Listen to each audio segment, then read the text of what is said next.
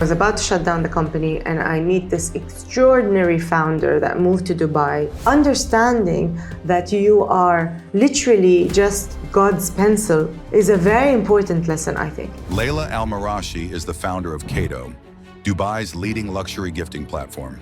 She built it from scratch, survived a near shutdown, and went on to raise millions across the Middle East and New York. It was so dry in the bank, I would call a coffee shop to ask how much the coffees were so I could take an investor and invite them to coffee for the pitches. We went out for coffee and in 9 minutes the guy said, I'm writing you a check for $300,000. And that really saved the business actually, and he didn't know that. A lot of people I know come to raise money and then they tell me there's no money to be raised. Welcome to the show, Leila. So when people hear about a luxury gifting tech company, what do you want them to think about? So for us, it's a testament of trust and credibility. What we found and why we managed to penetrate the gifting space was there was a big gap. A lot of people were receiving, sorry to say, junk when they went to conferences or events, and it would get thrown away. So we wanted people to connect with the gifts. We wanted to gift with purpose. Interesting. And you decided to build your company from Dubai. Why? Why Dubai? So Dubai is home, and I think it's an amazing place to be, being part of the whole growth of Dubai and the vision. We come from leadership that really promotes entrepreneurship and really promotes following your dream. So I was lucky in that sense that it served me as a great platform to kick off the concept. Okay, and you think people underestimate what can be built from Dubai? No, on the contrary, I'm noticing a lot of people from Europe, from Asia, really wanting to come into Dubai and not knowing where to start. Okay, so you built CADO, and I wanted to know a little bit about that journey and how you started. So it was an interesting story. It was back in the 8th of February, 2018. It was actually my sister's birthday at the time, and I remember we were talking about one of the food delivery apps exiting. And I said, oh my God, I can't believe this success story. Imagine, because 19 birthdays had passed me by and it was her birthday at the time and I had to recycle a gift I had. I remember it was a really nice ring that I re-gifted to her and I apologized. So I was complaining that I had such a busy role in Abu Dhabi and I was driving every day and I didn't have time to buy gifts. So when she talked about the food delivery app, something in my brain just connected the two. And I said, oh my God, I had an aha light bulb moment. And I said, imagine a gifting app for B2C that did last minute gifts the way food delivery apps worked. I said, actually, that's a very good idea. I think you should go and pursue it. And I said, you think so? She said, yes, I'll support you. So for the people that don't get the whole B2C, what is that? The story? It's a wonderful question. So when I first started brainstorming and conceptualizing and cooking CADO as a concept, it was to address the issue of last minute gifts for individuals. All right. So it was to consumers, it wasn't to corporates. And I had this vision for a very sexy app that looked like Net-a-Porter where I would line up suppliers and brands and then create the gift in-house and deliver it in our packaging. And my main target was moms, birthday kids. I had this vision of these early learning center boxes at all the birthday parties parents would go to, and people sometimes would get the same gift twice. So I said, what if there was a tool people would download that would help them know what to buy and where to buy without them leaving their house? And everybody said it was a wonderful idea. They felt that it had potential to become a unicorn. Everybody struggled with gifting. So lo and behold, 2 months after that conversation with my sister, I was out of the corporate world. I had, a great settlement to work with. Wait, so you were in the corporate world. One conversation with your sister got you to leave 2 months later? So coincidentally, a month after that conversation with her, my boss and I had a very difficult conversation anyway about what would happen next. And I saw it as a sign. So for me, it was a blessing rather than the opposite. So the universe conspired to help me get to a point where I had seed money, I had an idea, and I had the time. So how long were you working on it while you were full-time before you decided to leave and pursue? I was completely out of the corporate world and I started working on it. And how did you get the money for it? they gave me a very attractive settlement. Okay. And I fundraised. Okay. So they call it FFF, Friends, Fools, and Family. Right. So I was very fortunate. That's what I mean. Like what happened on February 8th led to a series of events after that helped free me up. By May 2018, I was full-time able to start working on the concept. And like when you told your friends and family that you were going to change and start this concept by yourself, what did they say about They loved the idea. They said, oh my God, that's genius. We really need support on gifting. We spend so much money we spend so much money going to birthdays or housewarming So from May 2018 till November 2019 is how long it took me to go to market. So walk me through that process. Were you did you find that there was a gap in packaging, or was it a gap in finding the perfect gift? What were my gaps to get to exactly. How did you figure off? the gap to get to a product market fit? So there was a series of things happening. So in phase one, which was May, I was putting together the deck and working on the branding and trademarking the name and registering. I was very fortunate that I got to speak to the right people that were able to guide me in the right way. One of my mentors in San Francisco recommended I read How to Build a $1 Billion App. And that really helped me. It gave me the steps, the know-how of how to do that. And I managed to find developers. I managed to work on the brand. I chose the name. It just flowed. And then in summer, I had, I would say, I had like a deck, and it really demonstrated the idea. It talked about the market size. It talked about the competitive landscape. It talked about how much I wanted to raise. I valued the company, which was very interesting. Because when you're going through valuing your company, it's in the eye of the beholder. It's the price tag you put. And really, they were investing in me because it was a dream. And then people came in, wrote us checks. It was an interesting journey. It took a very long time. It took 18 months. To raise the first money? Yes. But you had your money in before? So the amount I had wouldn't have gotten us to launch. Okay, and then... It got us to a certain step. So you had a really good idea. How did you decide what is the right website to launch with and what is the right problem to solve? So that's one of the mistakes I made looking back is I didn't have a website. I had a landing page and I had an app.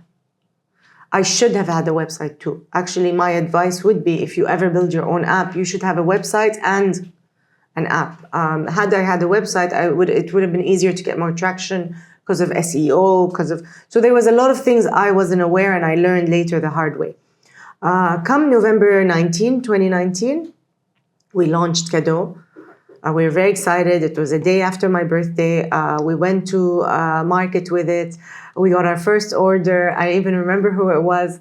And it was live. So it was an app that was live. We had clients. We had a team. We had the name. The only thing that was missing, which we had plans for in a few months, was the marketing budget to start the customer acquisition process. Right. And then it was the first case of COVID in the world. Oh, no. Yes. 2020. 2019, November 19. And I won't forget it because it's...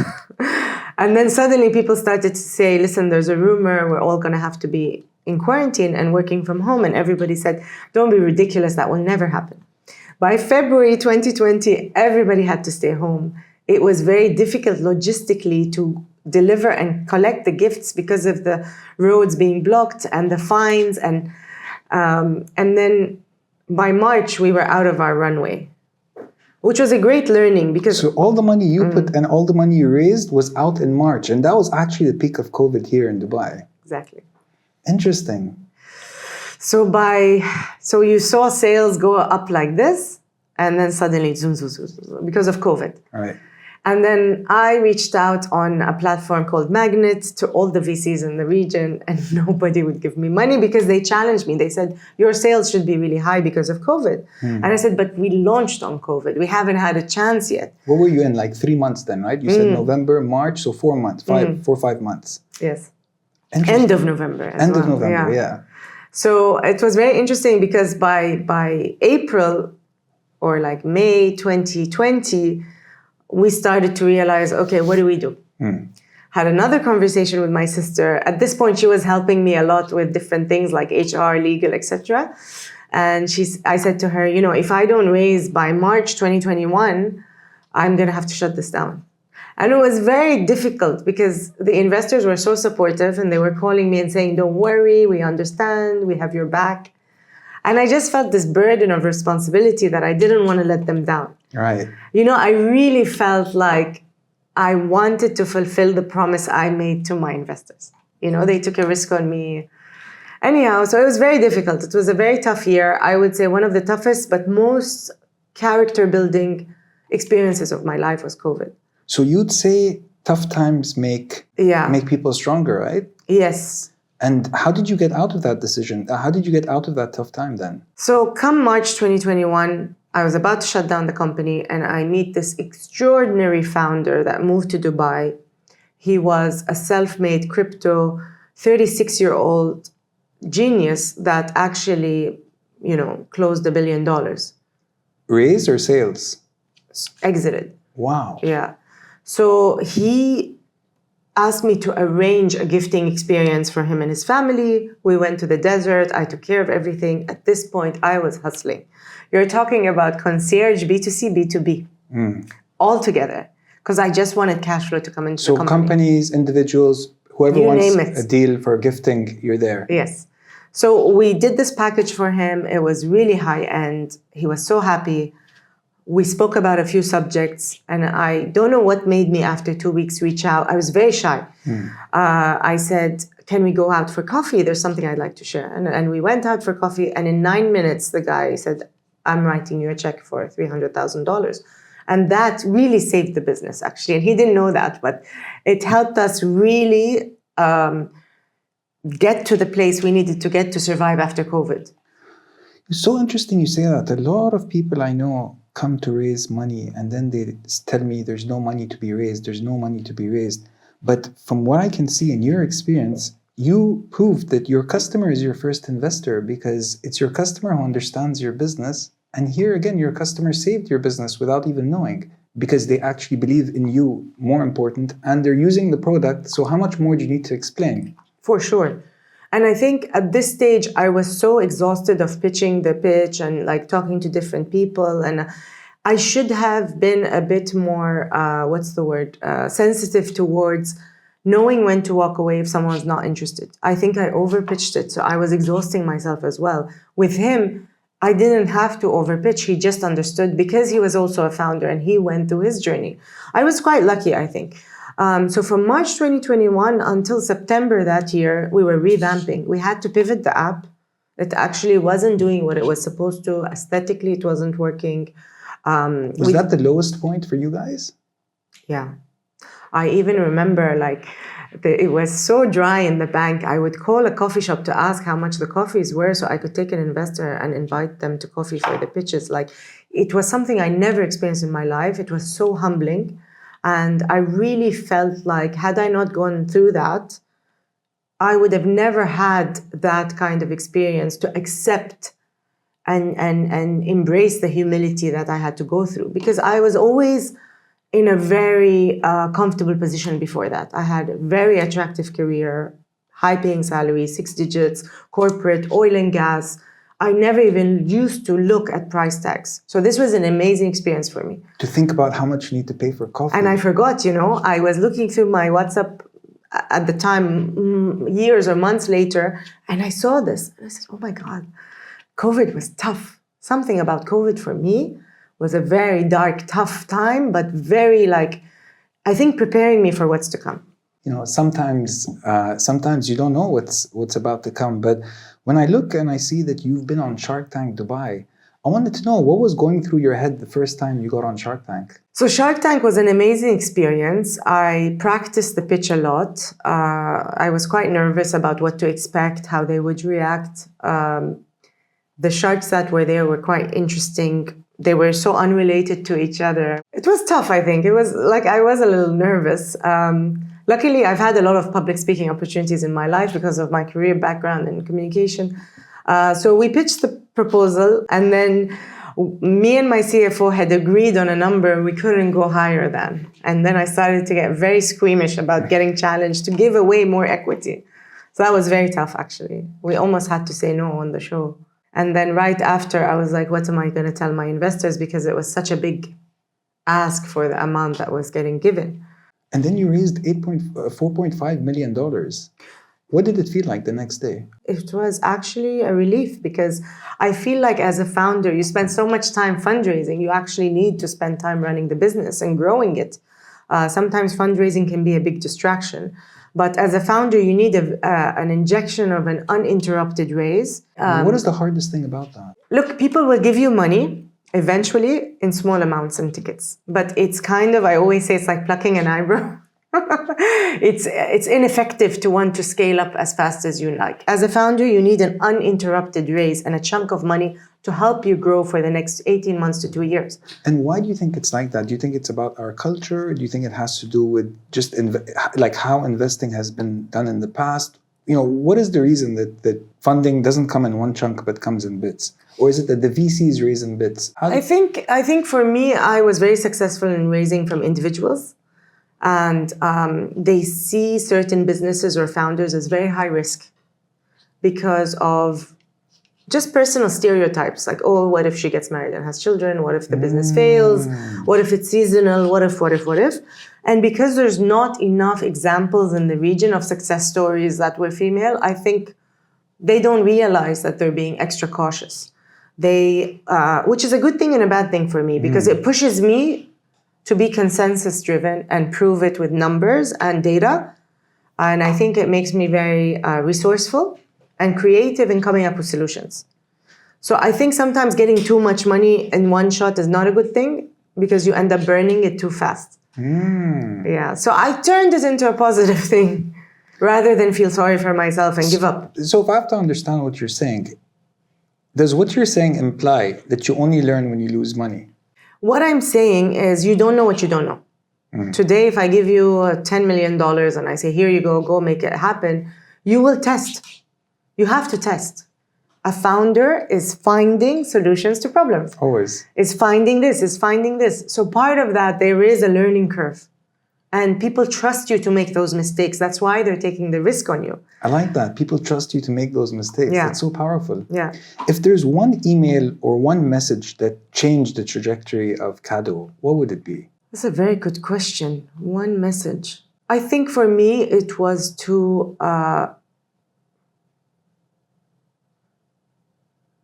which I hear repeatedly and I agree with, hire people that are smarter than you. It's a team. Your team is what will make it work or not. It's not you. Because at some point, you can't do everything. You need to know what your strengths and weaknesses are. Hire people opposite to your skill set. The yin to your yang. The yin to your yang. Yes. And that helped me a lot succeed, I think. Really. I really owe it to the people I work with. You raised money, your company started growing, but then what is the hardest thing about managing that growth? The money to grow? You got the money and then you started growing. What became the hardest thing about managing that growth? So I think two things. Managing cash flow and talent become two new challenges you didn't have in the past. When it's a smaller team, it's much easier. When you bring in new energy, new blood, when you try to create the SOPs or the standards to help you scale, people resist change. They get very used to their comfort zone. And allowing me to translate my vision that was so high level to everybody else was not easy for them to keep up and understand what we were building. So a lot of people felt uncomfortable with the vision. They felt uncomfortable with the growth. It was hard for them. And I understand. So there is a tipping point in your company where you're like, but we're not a startup. We don't want to get comfortable. We want everybody on their toes. You can't be good. You have to be excellent. And it's sink or swim.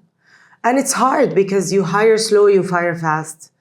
People don't really understand the startup ecosystem in the Middle East, especially in Dubai. They want comfortable jobs. They like security, their benefits. It's tough. And I think coming from a woman being so ruthless or being so is not easy for people to chew and swallow. Like they don't understand what they've done wrong. Was it time or energy? What is the thing that demanded the most of you? From managing people. I think both. I think, look, as a founder, I will more than humbly say that I'm not the best in managing and hiring and recruiting and retaining. It's not my skill set. I've always been very good at client facing. I've always been good at raising money, talking to people externally. Being able to look internally and look at myself as a leader was not easy because I just expect them to know, or I expect them to learn quickly. I don't like to repeat. So I'm not the easiest person to work with. And I move at a very fast pace. I think that was for me very HR exists for a reason. I think it's very humbling you say that. You said, look at what you're good at, and more importantly, look at what you're not good at, and then hire the position or someone to take care of that for you. And that's the best way to grow your company. 100%. So, are there any doubts that you still wrestle with yourself, or things you want to improve within yourself when it comes to managing CADO? Oh, every day. I try to really be careful when I'm giving feedback to make sure I'm not invalidating the employee and I'm actually empowering. It's very hard also to reject certain suppliers because our clients are not going to go ahead with that kind of item. Managing our clients, when to say no, how to say no. So more on the emotional side and less on the logical side, you would say. Look, I do work a lot with my feelings and intuition. I would definitely say that. The logical side is basically sometimes the insecurity and instability in a startup really scares the rest of the company, especially the leadership around you, like your CFO, etc. Path to profitability, how to explain to banks and credit lenders, and just like really repeating your vision is not easy. At some point, you need to question, do you have the right people around you? Do you need to change them? Is it you? I'm constantly self-reflecting, constantly. And it's not easy because it's a very lonely solo path. It's so interesting you say that you're always self-reflecting. Have you ever made a decision for your own well-being and you put it ahead of the company? Yes, so twice or thrice a year, I take the decision to go on a retreat. And it's for my mental health, my wellness. I do work remotely, but it's really my time to just connect with my inner self and my own, align again with my own spiritual values of just the noise. And I think it's so enriching to gift that to your soul, because if you keep on draining and depleting and not putting some kind of framework for yourself, you will burn out and then you're not useful to anyone. Going away 3 times a year definitely sounds healthy. For a founder now building a premium brand, what are 3 things they should never compromise on? Resilience. Never give up. No matter what, always find a way. There will be a solution. There is someone somewhere out there that will support what you're having. Your network is your net worth. And then 3, you have to know your numbers. You just have to. If you don't know your numbers, if you cannot have a conversation where there's a clear pathway to growth and ROI, you're not building that trust for people to believe in the vision. Because a founder is storytelling. Right. For the longest time, you are the investment. If you are not convinced of the exit strategy or where this has the potential to go, how am I going to trust you and give you the money? I think we need to learn the difference. It's a thin line between storytelling and BSing. Tell the story and be sincere about it. Make sure you're explaining it and people are understanding and grasping that. Think about it. Put yourself in the investor's shoes, right? It's a responsibility. So Leila, you've worked on both sides. You've been in PR comms and then you're now a founder. And both of them focus on storytelling. What is the mistake that most founders make when telling their story? Okay, I'll start with the corporate side. So in the corporate side, you're telling a story, but it's through a lot of chains of approval because you are representing a company that's listed. It's a big responsibility, pardon. So for me, telling the corporate story is not as authentic because you're being trained to say it and there's things you can say, things you can't say. On the founder side, it's amazing because the story needs to reflect a vision. It needs to have a deeper purpose. People need to have a connection with your story. They need to relate. And it's creative. So I think for the second part, storytelling as a founder is your pitch. It's your elevator speech. It's your purpose. Why are you doing this? People want to see that passion in your eyes. They want to make sure that you have that hope and you're a bit delulu. Yes, because you think like this is a dream and you're going to make it happen. Right. And part of them wants to see you fail and part of them wants to see you win. So the three things that were there in the PR side, Yes. what are they, and do they apply also on the founder storytelling? I think like messages that have to do with, like, I don't know, in oil and gas, it was about growth, for example, about believing in the staff's approach, and then it was about maybe health and safety, for example. Oh, so three key messages. For example, yeah. Okay, and you're saying in the other one, how does it go? Is it still three, or are they? Yes, actually, it could still be three. For me, with CADO, it's very much a growth story. It's retaining relationships and accounts to grow them rather than look for new clients. So a lot of sustainable relationships rather than... And then the third would be innovation. So how does technology support and automate for hyper growth? Because for me, the difference between an SME and startup, not a lot of people are familiar with. And I think this part of the world is catching up. Startups are disruptors. They are paradigm shifters. They're changing the way we live, like Uber did, or like Airbnb, or like Facebook, is that Airbnb doesn't own any of the properties that they promote. And Uber doesn't own any of the cars. And it changed the way we actually mobilized ourselves. And everybody said, we have drivers, we have taxis, why would we use Uber? Same thing, and then SMEs are small businesses and they're stable, but they never grow the way a startup would. So I think it's important for everybody getting into a startup space to really question, where are they going to try to get money from? What is their vision for? A lot of founders along the line, for example, decide, I don't want to be a unicorn. I'd be more than happy to be $100 million company. I don't even have the energy and time to spend that kind of money if I got $1 billion. It's very interesting how your priorities change over time based on your energy and your time and your priorities and the stage of life you're in. Yeah, very interesting. You're in the world of luxury, and that's a very fragile word. If you were a client, what is a pitch that would make you completely disregard the person that came to you? Like, what could you do to say the wrong thing to put the client off? So the clients want to work on trust. And they want to feel that if they do a project with you, it's not going to be shared everywhere. So I think the credibility, making them feel they're in a safe space, talking about some of the clients you worked with really helped us. Oh, so they don't want you to share the news, but then you need to talk about the clients you worked with? Can you explain For that? example, when I go in, I will mention we've worked with similar companies so that they can feel that we have that standard they're looking for. Yes, but not to share their actual work. Yes, we sign NDAs a lot, yeah. Oh, so the main thing is credibility. Is basically, what is the word I'm looking for? It's trust. It's trust. It's trust, and they want to feel special.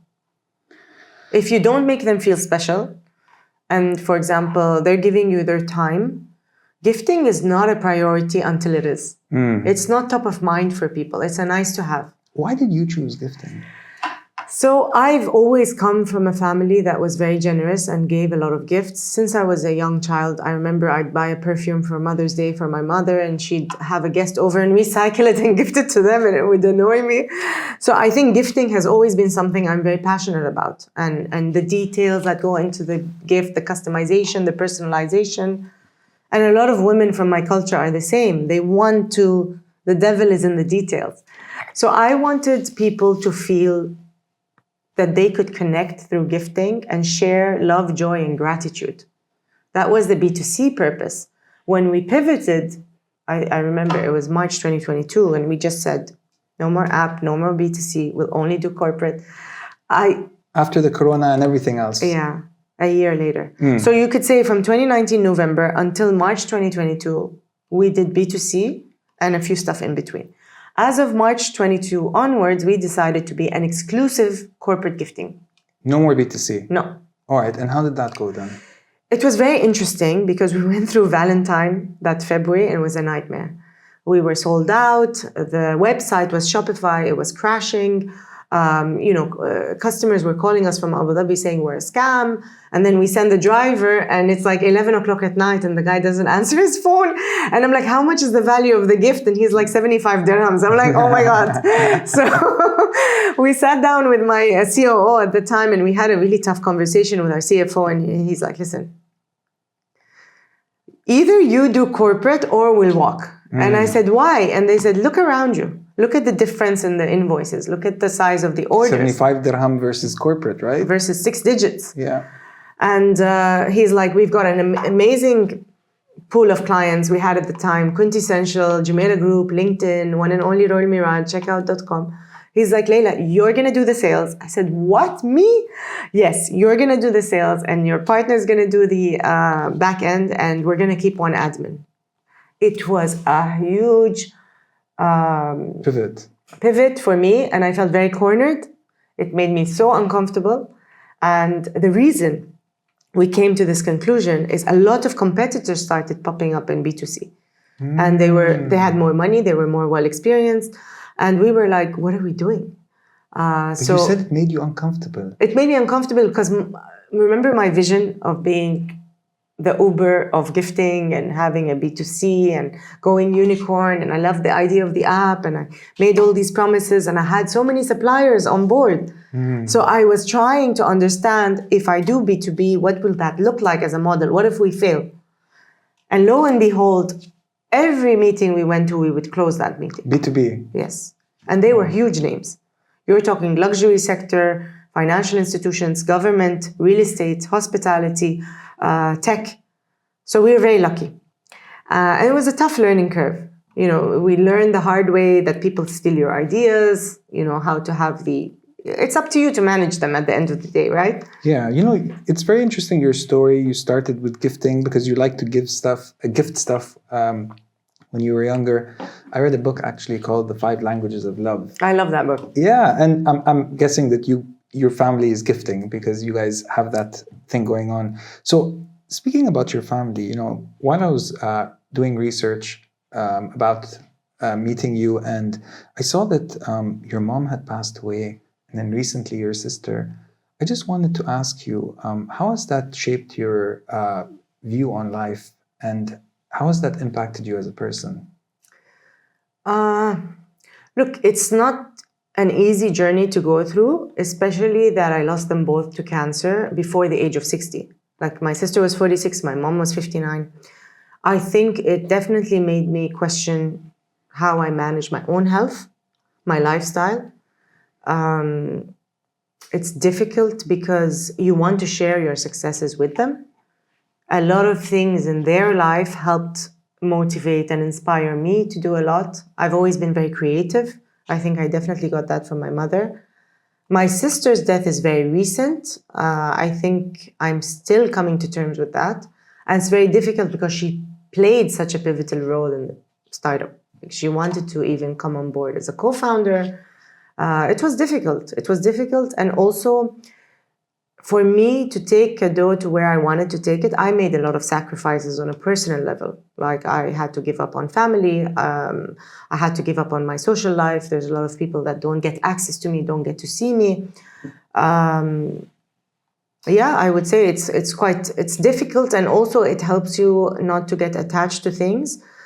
So for me, maybe a year ago, having closed the round now, I would have been over the moon. Now it's like, okay, it's nice, but there's more to life.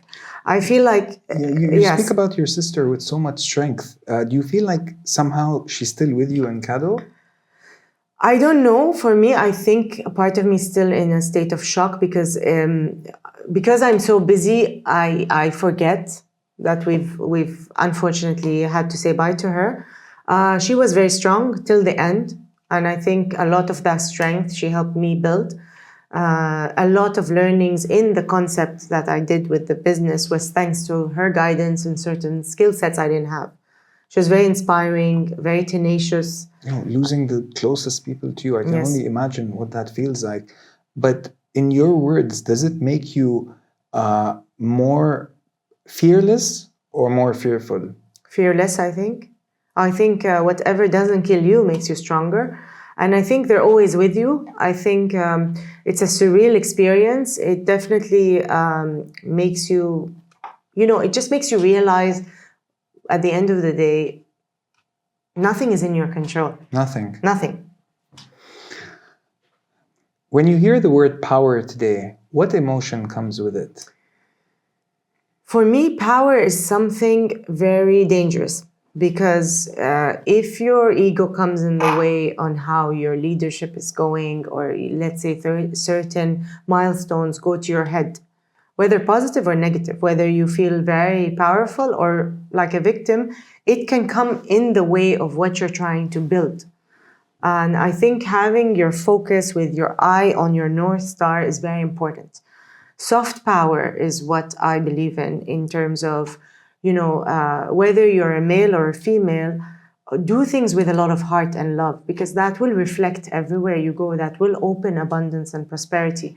I really love nonviolence that was preached a lot by Gandhi, Nelson Mandela, because it brought results. If you go head to head with things, it does backfire. For everything you put out in the world, it's a reflection. Quiet power brings results. I think so. Power changes with every chapter in our life.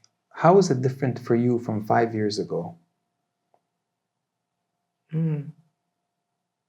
Like where I was with power 5 years ago versus now? I would say very realistic. I think I'm okay to accept failures today, whereas 5 years ago, it was like the end of the world. Things went to my head faster and I felt very confident that things would be a breeze. And I realized that's not true. There is challenge and you need to be ready to handle that. Part of your maturity as a person today is how you handle the good and the bad. It's so powerful. It's how you handle the good and the bad. How does your understanding of power dictate how you manage CADO today?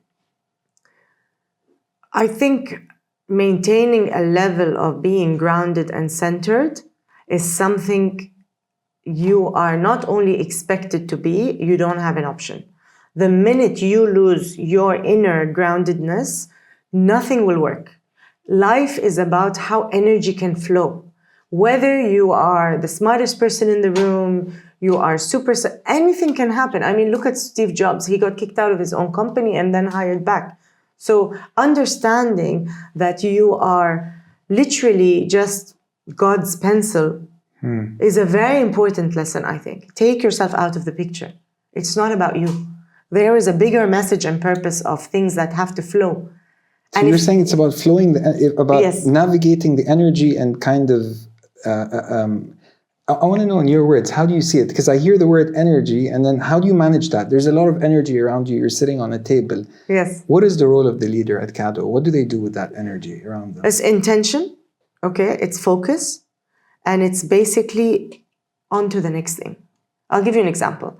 Like my team worked on an amazing project, closed a big order. They're very happy with themselves. And they sit back. And then the next order comes and there's not as much. So I'm always on my tiptoes not to allow any level of arrogance to come in to feel we're great. Markets, I mean, COVID is an amazing example of how that taught us. Anything can happen. There are trends, there are things that happen in the world. There's a series of effects that could impact you. What is your plan A, plan B, plan C? CADO now, you're in 3 countries, New York, Saudi, UAE. What is going to test you the most in the next 1 year? Every city has a team of talent where it can run like a well-oiled machine. I think we grew quite fast, given our resources and size, ensuring we don't drop the ball, ensuring we can scale without compromising on the brand equity we've built. Also, the tech launch will be a huge turning point because it's definitely a new story for the world to be able to chew. Some parts of the world are tech-friendly, some need a lot of awareness building, different cultures. How they gift in Saudi is very different than how they gift in Manhattan.